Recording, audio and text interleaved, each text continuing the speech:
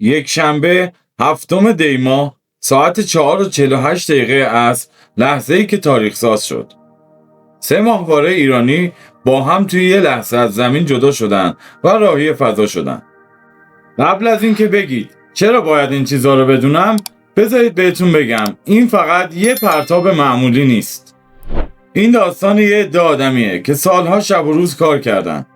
داستان دانشجوهایی که توی آزمایشگاه‌های دانشگاه‌ها خواب و خوراکشون شده بود این مسئله.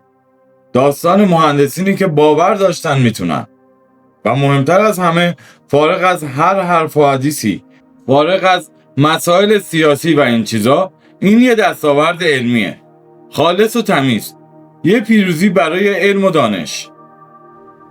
پس تا آخر این ویدیو با من بمون، چون میخوام داستان یه روز حماسی رو براتون تعریف کنم. صحنه پرتاب ما روسیه است. پایگاه فضایی وستوچنی، یکی از پیشرفته ترین پایگاه های فضایی دنیا. حالا میدونم دارید میگید پس چرا روسیه؟ ببینید، توی دنیای امروز همکاری بین المللی توی کار فضایی دیگه یه انتخاب نیست، یه ضرورته. همه کشورها با هم کار میکنن. ماهواره بر سایوس یه افسانه زنده توی دنیای فضاییه. این موشک تا الان بیش از 1700 بار پرتاب داشته. متوجه شدید؟ 1700 بار. قابل اعتماد ترین سیستم پرتاب دنیاست. رأس ساعت 16:48 با غرشی که زمین رو به لرزه در آورد، 3 ماهواره ایرانی راهی آسمون شدن. چند دقیقه بعد همشون با موفقیت وارد مدارشون شدن و این بود یه لحظه تاریخی. خب اگر تا اینجای ویدیو رو دوست داشتید لطفاً سابسکرایب کنید. لایک و کامنت یادتون نره و نظرتون رو در مورد این پرتاب علمی برای ما بنویسید. اولین قهرمان قصه ما ماهواره پایاس. و بذارید بهتون بگم که چقدر میتونه باحال باشه. 150 کیلوگرم وزن داره. سنگین ترین ماهواره تصویربرداری که تا حالا خودمون ساختیم. ولی قضیه فقط وزنش نیست. این ماهواره میتونه از اون بالا از ارتفاع صدها کیلومتری تصاویری بگیره که دقتش 5 متره. یعنی چی؟ یعنی میتونه یه ماشین رو از فضا تشخیص بده، یه درخت رو ببینه، حتی یه ساختمون کوچیک رو.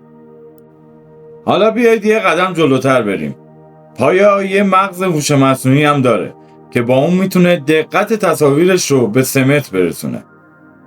این یعنی اگه الان توی خونتون نشستید، این ماهواره میتونه از اون بالا ببینه توی حیاط خونتون چی هست. حالا فکرشو بکنید، با این تکنولوژی میشه قبل از سیل مسیرش رو پیش بینی کرد. ببینیم کدوم مزارع به آب نیاز دارن. بفهمیم کجا داره خشکسالی شروع میشه. شهرها رو بهتر طراحی کنیم. این دیگه فقط یه ماهواره نیست، این یه ابزار نجاته. مورد بعدی، ظفر، چشم باز روی زمین. حالا بریم سراغ قهرمان دوم، ظفر 2. اینجا باید یه چیزی بگم که واقعا باعث افتخاره. این ماهواره رو دانشگاه علم و صنعت ساخته. همون بچهای دانشگاهی. یعنی یه مشت جوون توی یه دانشگاه ایرانی یه ماهواره ساختن که الان داره دور زمین میچرخه. ظفر 2 یه تخصص خاص داره، سنجش از راه دور. یعنی میتونه جنگل ها رو نگاه کنه، ببینه چقدر سالمن، خاک رو بررسی کنه و آبهای زیرزمینی رو پیدا کنه. فکر کنید الان این ماهواره داره از بالا به جنگل های شمالی نگاه میکنه، داره کویرهای مرکزی رو زیر نظر میگیره، داره رودخونه ها رو چک میکنه. این یعنی میتونیم محیط زیست کشورمون رو بهتر حفظ کنیم، میتونیم زودتر متوجه مشکلات بشیم و میتونیم آینده بهتری بسازیم. و حالا سومین قهرمان یعنی کوثر. این یه دستاورد علمیه که در واقع نسل جدید 2 ماهواره قبلی ماست. کوثر 1 و هدهد 1. یعنی همه چیزی که از اون دوتا یاد گرفتیم رو توی این جمع‌آوری کردیم و یه چیزی بهتر ساختیم.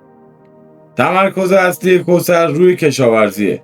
الان شاید بگید کشاورزی؟ خب که چی؟ ببینید ایران یک کشور کشاورزیه.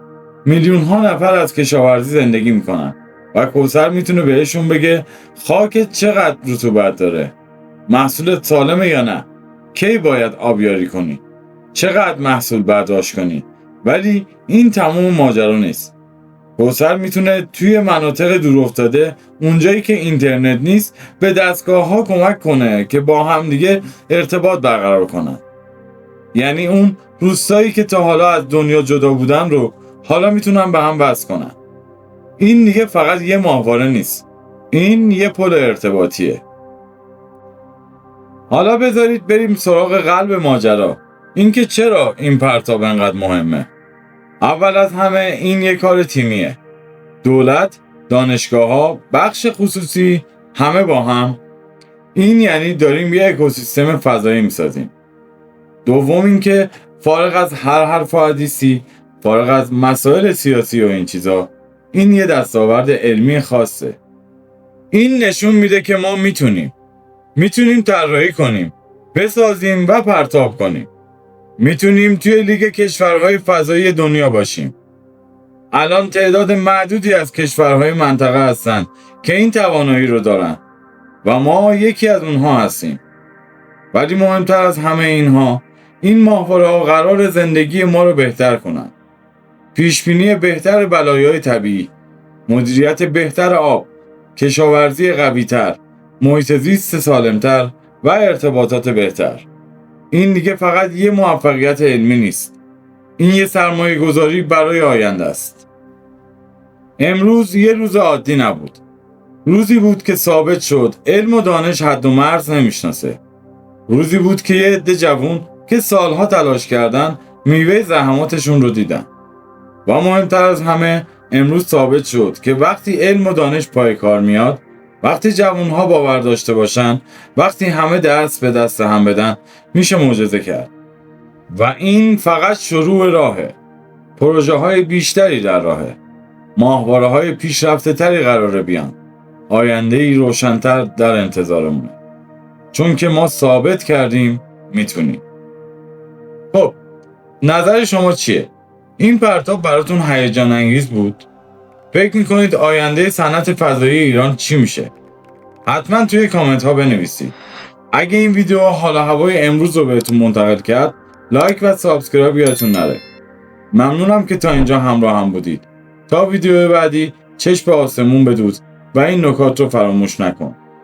علم همیشه دنبال راهی برای بهتر کردن زندگی ماست.